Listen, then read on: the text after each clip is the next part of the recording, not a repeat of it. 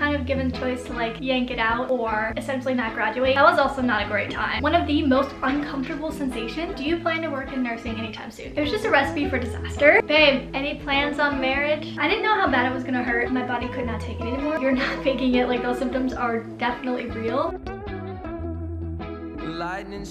Hello and welcome back to my channel. If you're new here, hi, my name is Kenna. Subscribe. I'd love to have you here. Today's video, we're doing something different. We're doing a Q&A.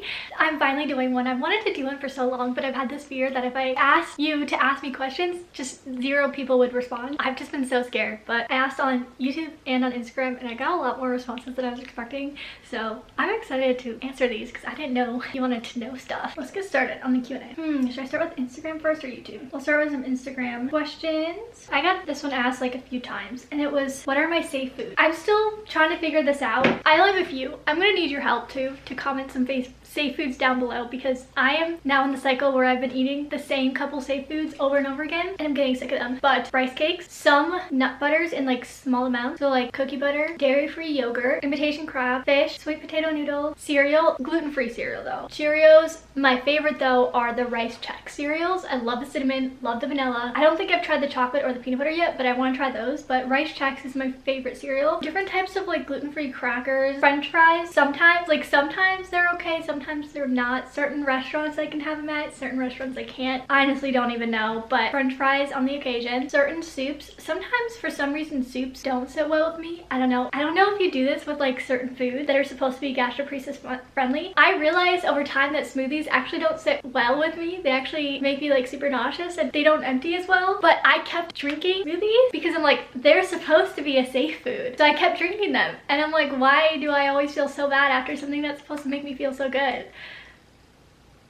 Okay, that sounded like some type of innuendo, but it wasn't. So I haven't been drinking those lately. Oh my gosh, that's pretty much it. So I don't know. I need your recommendations for safe foods because I've been eating the same things and I've been getting sick of it and I don't know what to eat anymore, so help me. Okay, next one. If you had to be any magical creature, which would you be and why? Honestly, I don't know much about magical creatures. The only one I know of is a unicorn and I feel like that's kind of basic to say. I mean, I'm sure it'd be awesome to be one, but to be honest, I'll be any magical creature that has a working GI system. That will be enough for me.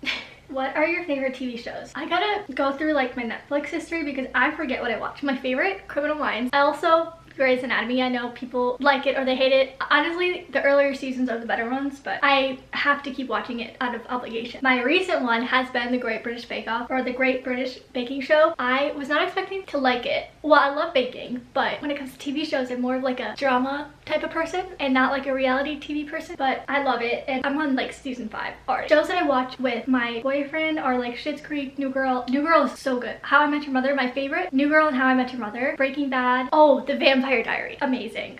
I love that. Also like Gilmore Girls, Jane the Virgin. Oh, How to Get Away with Murder. That was really good. Stranger Things, obviously. Dead to Me was a good one. That's also on Netflix. These ones are all on Netflix that I'm talking about. The Good Place. Love The Good Place. You, Atypical. Those are all really good. I also liked Manifest, One Tree Hill. Love that one. Law and Order, SVU, Station 19, and This Is Us. Those are all my recommendations. I love them all. Oh gosh, I'm gonna have so much footage to edit. I feel like I talk too much. Things that helped you through nursing school and bad symptom days. Okay, I am going to tell you what I did and you are going to do the opposite because I did not manage myself well in nursing school. So when I was in nursing school, I started to get my symptoms again and I went through like the symptoms and the diagnosis process in nursing school. Prior to my diagnosis, I was convinced that nothing that bad was happening, and even though my symptoms were so bad, I was so nauseous all the time, I was just like trying to ignore it. But I went through the whole diagnosis process and symptom all through like nursing school, so I didn't know until almost the end of my first year. And I just remember my first clinical was long-term care, and that's when my symptoms were getting so bad, so I was so nauseous all the time at long-term care and it was so bad. It was so bad. But anyways, I was experiencing all these symptoms, and even after my diagnosis, I did not tell anybody. I did not tell like my teachers. I did not tell anybody in nursing school. So I hid like all of my symptoms. So I was just internally dying the whole time and like no one knew, which made it rougher on me because it made it rougher on both my mental and my physical health because I didn't have to work so much harder, but like it was a lot more for me to get through the things that I had to get through because I was so sick. But then no one could see that because obviously I didn't tell anybody. So that's on on me. So I would recommend like talking to your professors and something so they understand what's going on with you, and you don't just like silently suffer and then work yourself until you have a blood sugar of 45 and end up in the hospital in starvation ketosis like I did. So tell someone and work with your teachers, professors, dean, get doctor's notes and everything that I did not do. Basically see what kind of accommodations that you can get to make it easier on yourself. Because then also when I got my nasal feeding tube, I got my nasal feeding tube before my last semester of nursing school, and I was not allowed to have it in clinicals. So I was kind of given the choice to like yank it out or essentially not graduate. So I just yanked it out without a plan and then went and did all my clinicals without a form of proper nutrition. So that was also not a great time. I kind of suck at Q&As because I always forget to say stuff, but obviously people from my nursing school found out that I was sick when I showed up with the feeding tube, but that was kind of the extent of it. So like after they found out I had an illness and the feeding tube, they just knew that I had gastroparesis and not really anything else. What my symptoms were, what I went through, all of that kind of stuff. They told me that I had to remove the tube, so I removed the tube. And then after that, I just went through nursing school as normal. I didn't ask for any accommodations or anything, and it was just back to before how it was before they knew. One of my clinical instructors knew as well because I had to take a certain medication like 30 minutes before we had to eat, so I had to let her know, like, are we able to eat at like a consistent time, which usually you do in clinicals anyways. And then I found out that time and then I take the medication 30 minutes before. When did my symptoms start? They start right away, gradually. Most of this is like touched on, I think, in like the first part of my gastroparesis series video. They'll explain it very briefly. So they started, I think, in like 2017 or something like that, and I got my first round of just so nauseous, all the whatever gastroparesis symptoms. It lasted for a week and then kind of went away, and then almost a year later the same thing happened, and then it just never went away, and then I got my diagnosis. So like kind of gradually, but also kind of all at once, because like one day I was fine, the next day the symptoms just started. Tips on how to relieve severe bloating and nausea. Before getting diagnosed with gastroparesis and dealing with all these GI symptoms, I did not understand how painful and uncomfortable bloating is. It is one of the most uncomfortable sensations. Okay, I can't say it's one of the most there's a lot of uncomfortable sensations, but bloating is so uncomfortable. There's not much you can do about it, which makes it worse. So like I've tried all of the gas relieving medications, none of them work for me. The best way that I relieve it now, well, if it's like super bad, then I'll drain, which helps. But like if I ate something that is not drainable, or I don't want to drain it, or for example if you don't have a tube, I use a heating pad. Like that's all I use prior is heating pad and laying down. It doesn't necessarily help the bloating go away, but it helps make you more comfortable. The nausea, I try not to do Zofran until like kind of like the last resort, because I know a side effect of Zofran is constipation, and that's also one of my big issues. So I try to wait until the last resort, and I would prefer to treat it like without medication first. But I try gum, mints. I have this little queasy stick that like you smell, and it's like peppermint. You can also use alcohol swabs, wristbands, peppermints. I used to have ginger chews a lot as well. Don't have those much anymore because they're like super like sticky, and I'm afraid if I am super nauseous and I eat one of those and then I end up draining, then it's not going to drain. So like I stay away from those now, and then draining obviously helps too. That and Zofran I reserve until like the last resort. Do you plan to work in nursing anytime soon? Or no, it says, do you plan to work in nursing again anytime? See, this one I don't know. Prior to starting my job, I kind of knew I was getting sicker, but I was also like in denial. And then I was also in that period where I was well enough to work, but almost too sick to work, but you're not too sick to not work. Yeah, that whole situation. And I was like, you know, out of college, and this would be like my first job, and I got offered it, and it took me so long to find a job, so I went for it. And I was like, I have doctor's appointments lined up, it's gonna be okay, they're gonna find something for me, I'm not that bad yet, like I'm still eating, like we're okay. And then I was also, like I said, in denial, so I started the job, and it was the hardest thing that I have ever done, because new grad nursing is hard to begin with, especially after a pandemic and you didn't finish your practicum in person. Then I was starting to get like super sick again, and it was the hardest thing both physically and mentally. Physically, it was so rough on my body. I felt everything drained out of me. The thing is, I couldn't rest. There was no option because I had to go to work. I couldn't give my body the break that it needed, especially as someone being chronically ill. And I thought I could handle it, but my nutrition, I realized, was just way too far behind to keep up with all of that, and like the demands of a 12-13 hour shift, little breaks, and I could only eat certain amounts of food because otherwise I'd be nauseous throughout the day as I was working with these these kids. It was just a recipe for disaster, essentially. But I thought I could do it. I thought, like, with my doctor's appointments and them figuring out what was wrong, like, to slap the medication at me and we'd be good. But that did not go as planned. So, like, over time, over like the 2 months that I worked, I'd honestly felt like I worked longer because of how hard it was on my body. And then I was just so mentally drained as well. And it was like not only taking a toll on me, but also on like my boyfriend, because I had nothing to give for him. I was so exhausted that literally all my days not at work, I was sleeping in bed and just was not in a good mood at all, because my body and mind felt so exhausted. And every time I'd wake up in the morning for work, I'd be like, today's the day I can't get through it. Like, I can't get through it. There's no way. Like, my body feels like it's dying. Like, I can't get through it. Every single day, that's how I woke up. But then I'd go to work and I'd be fine. Like, I'm the person that I will get through it. There's no way I'm going to let my body not get through my job or school or whatever. So I will push it till the end. And then I push it for as long as I could. And then I ended up in the hospital. So to answer the question, I do not have plans right now to return to nursing, because being chronically ill is a lot on your body and your mind. And one of the ways that I have found takes care of my mental health the best, while not being in the best physical health, is not pushing my physical health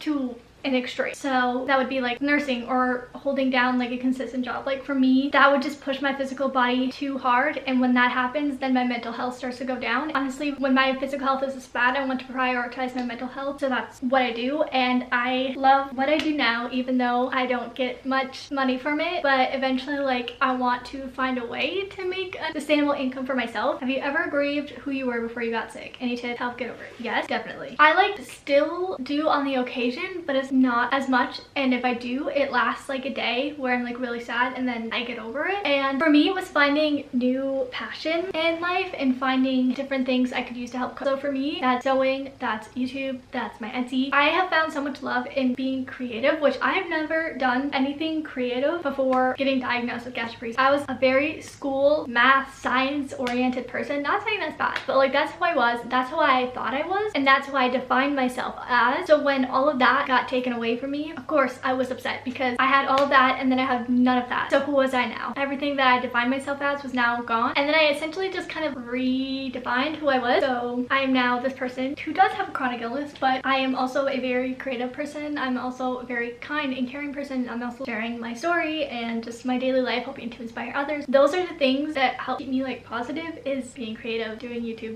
It gives me something to look forward to, like waking up each day. I get excited to wake up each day and like, wow, what can I create today? What can I do today? And that excites me and that makes me happy and makes me grieve my old self less more, because I really love who I am now, like who I'm becoming, even though I am the sickest that I am now. It's all about just finding things that you are able to do and that you are passionate about, and that gives you something to look forward to each day. Okay, this one I want to answer. Do you ever feel guilty that your boyfriend misses out on things because you're ill? Yes, I definitely struggled with that a lot more. I still struggle with it every single day, but like, I would kick myself down and like hate myself for not being able to do all the things that kids our age are doing, like, I don't know, traveling and stuff. I don't know, that's like the big thing, is like we wanted to travel, and that was increasingly hard, and even just like go out, but I just never had the energy, and I would feel so bad all the time, and I still do. But the thing that we found is the more I would say, oh my gosh, I'm so sorry, I feel so bad, like I am making you miss out on all of this stuff, it would also make him feel bad in a way, because then he would know that I don't like what I'm doing, is what the impression I would give off as, and then that would make him sad. So like, it essentially make both of us sad. So while I still feel bad, I kind of just find ways to make up for it in ways that I can. Just doing what I can and when I can, and then just hoping and planning that in the future that we will be able to go and do something bigger, kind of helps us solve that problem. Essentially, we don't have the mindset that's like, oh, we're never gonna be able to travel. Like, never. We have the mindset of, okay, we're gonna get to that point, we just have to find a way to get to that point, and that's what makes us feel better and helps us get it through. Is like, oh yeah, we are gonna go to Italy one day, we are gonna get there. How old are you and where are you from? 23, from Florida. Any plans on marriage? Is he on a phone call?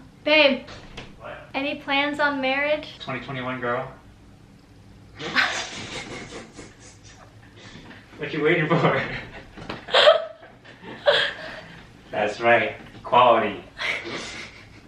Do you get jealous when you see someone eating normally? How do you cope with that? That is something like I still definitely struggle with a lot. Sometimes I still don't enjoy, or I don't go to restaurants or certain parties if I know that there's going to be a lot of good food and I will have to just sit there and watch everyone eat the food. So I either don't go or I bring my own food. Essentially that's it. Or just like finding something there that I can eat, or making sure that there is something there that I can eat, and that's it. And sometimes you just are gonna have to be upset and work through it. Like that's just what it is, because it's like a consistent thing that you have to face. What I do is just find a new creative way to eat the food that's safe for me, make it more exciting. Okay, let me start checking some of the YouTube ones that I have. Do you ever crave foods that trigger you? How do you deal with that? Yes, all of the time. One of two things. I will either acknowledge to myself like that food is going to make you feel really bad right now, your body cannot handle that, and then find something else. It's not as easy as it sounds, but I kind of just come to terms with I really should not be eating that right now. Or the other option is I will have it in a small amount and just deal with the repercussions, because I don't know, like it is so hard not being able to eat. There's so many foods that you can't eat.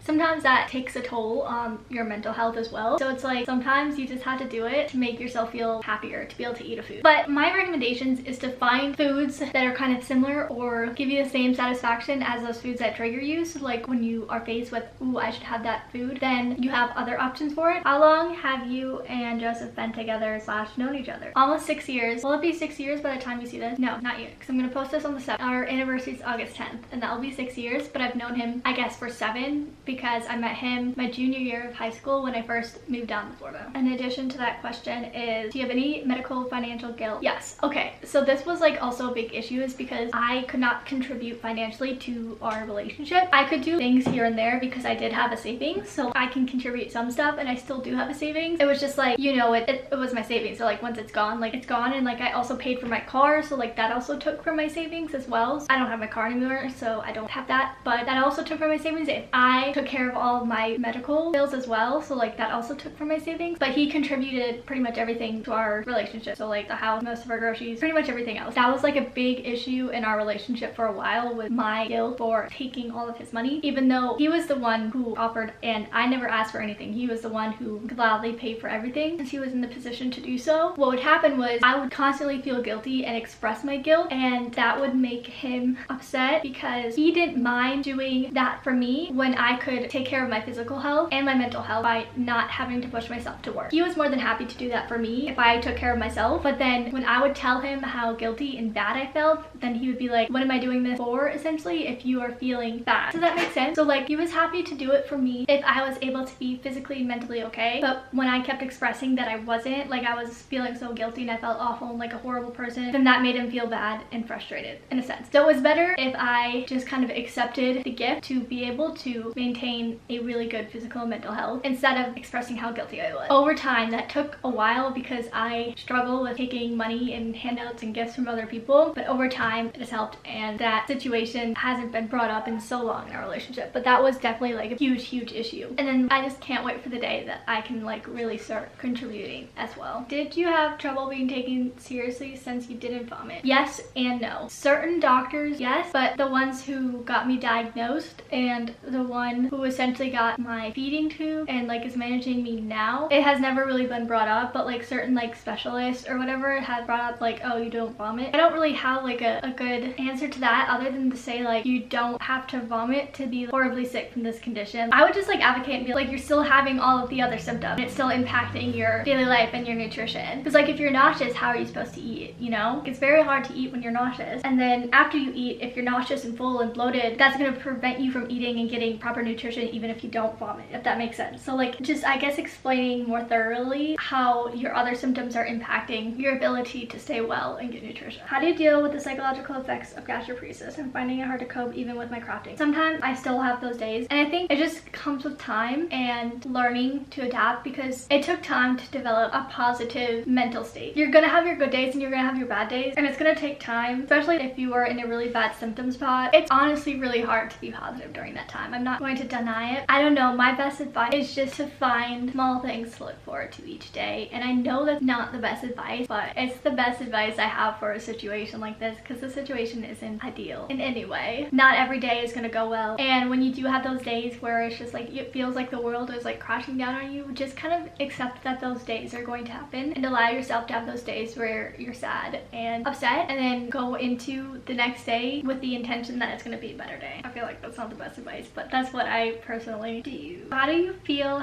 experiencing being both a medical personnel and a patient? Are there things you do differently as a patient of your time as a nurse? I very much dislike being a patient because I always feel so bad asking for anything because I know how busy they are. I would be like in such excruciating pain or so nauseous while I was in the hospital, and I'd press the call light and then they'd be like, okay, I'll get your nurse to like get your medication, and it'd be like an hour and a half to 2 hours, and I'd just be laying there either in excruciating pain or just so nauseous, like unable to do anything other than just like kind of deep breathe, getting through the I feel like I'm gonna throw up type of thing. But I would literally be too afraid to call like again to let them know the urgency of the situation, because I'm like, oh, someone's probably out there dying like way worse than me. Advocating while in the hospital, like it was hard to advocate for myself because I knew what the nurses could be going through, especially on med-surg. Med-surg is so not a good experience, and I would just try to do everything that I could myself before asking for help as well. And a big thing in nursing is clustering care. So if I needed something and I knew that the nurse was coming around to do vitals, I would say like, oh, when the nurse comes in and do vitals, like I'd tell the call, like, oh, the nurse comes in to do vitals, can you tell her to bring this and this medication type of thing. So that way she didn't come in and then she would have to ask, oh, do you need this, and then she'd have to go back and then come back. Like I would kind of help with that. What are side effects of a tube that no one told you? I didn't know how bad it was gonna hurt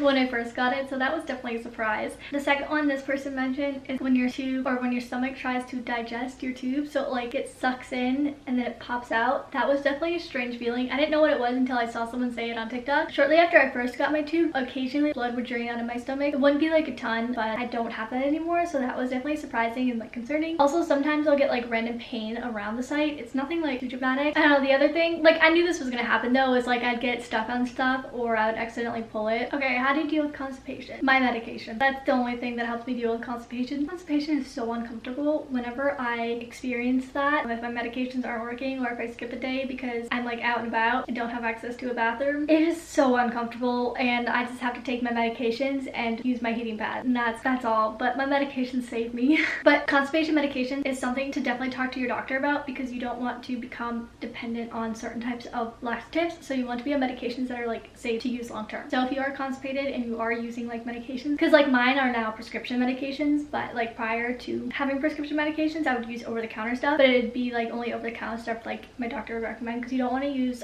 like stimulant laxatives multiple times, because then you'll get dependent on them, which will make the constipation worse. So what keeps you going? Just having small things to look forward to each day, and then just having the mindset that there will be a day that I will get better and be able to do everything that I want to do. We really don't know what's going to happen in the future, so just kind of trying to stick with the mindset that I can do those things in the future. Okay, I'll answer one more and then I'm gonna stop it because I already have like an hour of footage. Oops. So eventually down the line I'll probably do another one then, but we'll end with this one because this is one that I still struggle with, and it says, have you ever felt like your symptoms are all in your head? I struggle with this every day. Yes, that is what led me to waiting so long to get a diagnosis. That is what led me to being in the hospital both times, is because I would completely overwork myself until my body could not take it anymore, because I'm like, fine, my symptoms aren't that bad, this is normal, like other people feel this nauseous all the time no matter what they eat. People are this exhausted and fatigued and their whole body feels drained and they can't do things. People can't stand for long periods of time without feeling like they need to sit down, and oh, when it gets hot people feel like they're instantly gonna pass out. Like that's normal. I still tell myself that all the time. Sometimes you have to like take a step back from your mind and kind of look at your situation from above, in a sense, because sometimes I'm like, I ate 3 meals today, you are not sick, you don't have gastroparesis. I take a step back and I look at the meals that I've eaten, and I'm like, now let's say you are able to eat that every single day, is that still sustainable enough for you? The answer, no. When I take a step back and really just sit and process it, I'm like, wow, a single rice cake with some pretzels on the side and a thin layer of nut butter, that's not enough. That is literally not enough for a person of your age. So kind of like taking a step back and like realize, is this normal? No, it's not normal. Sometimes you just get so caught up because your symptoms have been such a consistent thing that they're now normal to you. So it feels like you're just going day by day living a normal life. This is how everybody feels. It feels like it's not real. But essentially just take a step back and look at your situation from like a different perspective and realize that no, it's not normal, it's not sustainable, you're not faking it, like those symptoms are definitely real and you need help managing like your condition. That's usually what I do, and also opening up about it and talking to others about it, because like I've talked to people on social media before who go through similar experiences where they feel like they aren't that sick because they have either a good symptom day or feel like their symptoms aren't severe enough, and then they automatically are like, oh, you're fine, you're over exaggerating, whatever. It always sounds so bad when like you say this, but hearing that other people people go through the same things brings more comfort to me, because I realize that it also makes me acknowledge that I do have symptoms and make me feel less crazy, in the sense that I felt like I was over exaggerating. But those are going to be all the questions that I'm answering today, because I talk too much. But I hope you enjoyed this video. Don't forget to give this video a like and a comment, and to subscribe for new videos every Saturday. Thank you so much for being here and for caring about me and asking these questions. Yeah, I hope it helped in some way, and I hope to see you in the next video. Bye!